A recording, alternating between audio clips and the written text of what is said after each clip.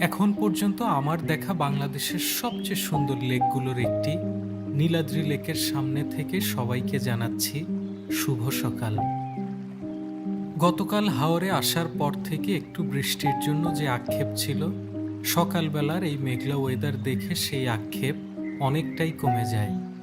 ঝিরিঝিরি বৃষ্টি হচ্ছিল আর আমাদের হাউসবোট কাগজের নৌকা রাখা ছিল নীলাদ্রি লেকের একদম সামনেই। সবাইকে জোর করে ঘুম ভাঙিয়ে একসাথে প্রকৃতি দেখতে বের হয়ে যাই।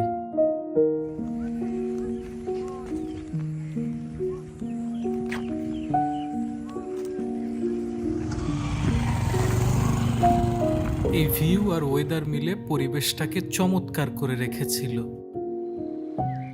কোলাহল মুক্ত এই সময়টাকে আমরা বেশ উপভোগ করছিলাম।